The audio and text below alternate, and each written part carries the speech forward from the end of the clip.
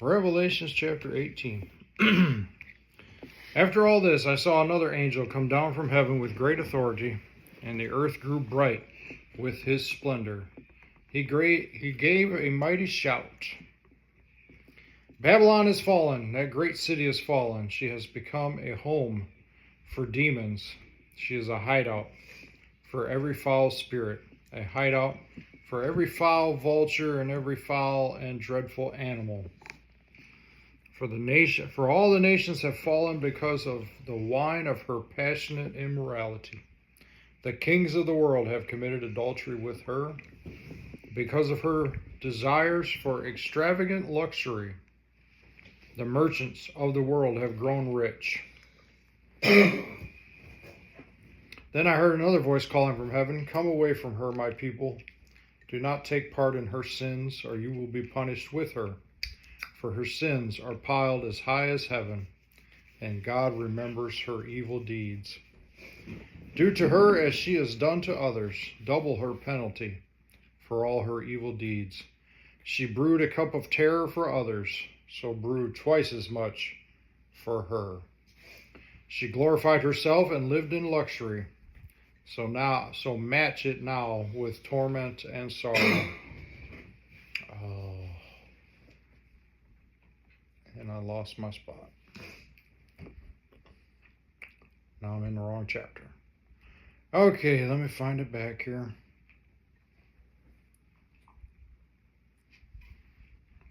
She glorified herself and lived in luxury, so match it now with torment and sorrow.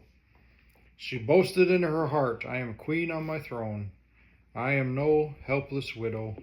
I have no reason to mourn." Therefore these plagues will overtake her in a single day, death and mourning and famine. She will be completely consumed by fire, for the Lord God who judges her is mighty.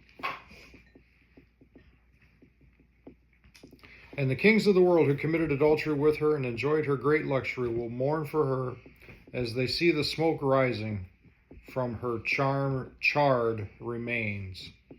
They will stand at a distance, terrified by her great torment. They will cry out, how terrible for you, O Babylon, you great city. In a single moment, God's judgment came on you. The merchants of the world will weep and mourn for her, for there is no one left to buy their goods. She bought great quantities of gold, silver, jewels, and pearls, fine linen, purple, silk, and scarlet cloth, things made of fragrant fine wood, ivory goods, and objects made of expensive wood and bronze, iron, and marble. She also bought cinnamon, spice, incense, myrrh, frankincense, wine, olive oil, fine flour, wheat, cattle, sheep, horses, wagons, and bodies, that is, human slaves.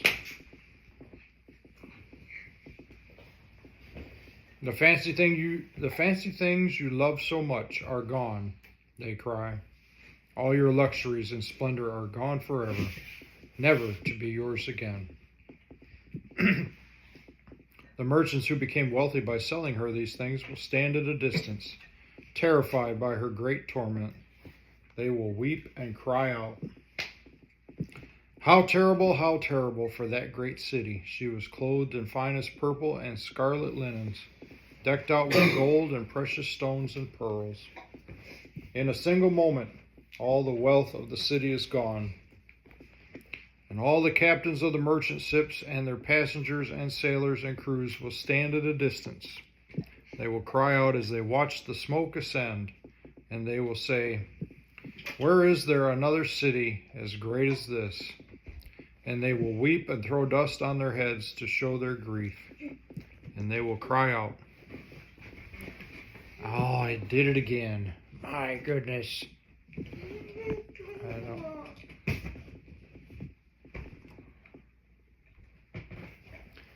I forgot where it was. Purple and scarlet, last day, a single moment, she's gone, the captains.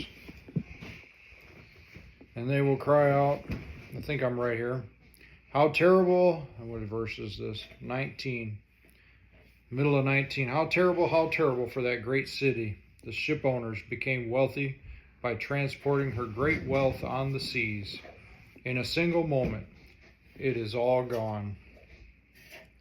Rejoice over her fate, O heaven, and people of God and apostles and prophets, for at last God has judged her for your sakes. I just get the feeling reading it that it's more than just one city, but that's just my opinion. Then a mighty angel picked up a boulder the size of a huge millstone. He threw it into the ocean and shouted, just like this, "The great city Babylon will be thrown down with violence and will never be found again. The sound of harps, singers, flutes, and trumpets will never be heard in you again.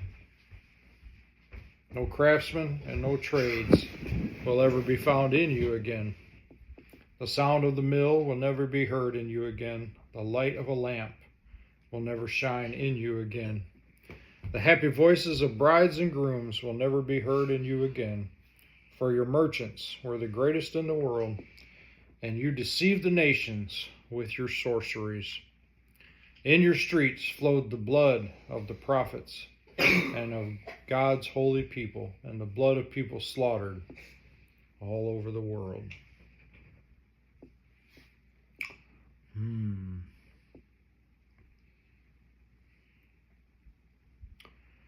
I guess being as we could only guess as to what does Babylon mean. Is it a city in existence today? Does it speak of evil in general? So I guess the one thing we can say out of all this chapter for sure is that God is going to judge evil. And it says in a couple places that those of us who are not evil are actually going to be happy about it. So, but as far as a deeper meaning, God bless you, Snotty. There's Kleenex right over there. I can see it hanging down. Why don't you go get one?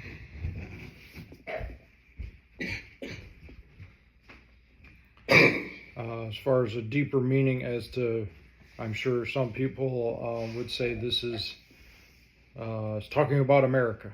Some people would say it's talking about something else. I don't know. But I don't know.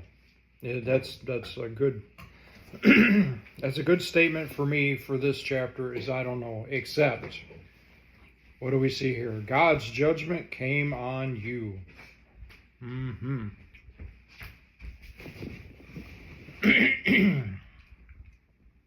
Fairly long chapter. All about God's judgment on Babylon. Like I say, as far as I know, Babylon, the actual city,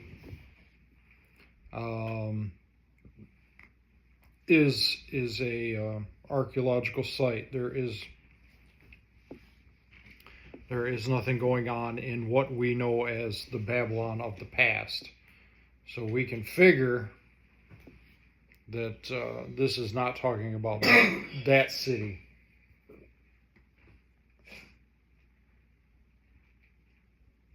All right. Okay, well, as we dwell on that, let's all ask God to help us, and let's remember, like I said, the most important part. God is going to take care of business when it comes to evil.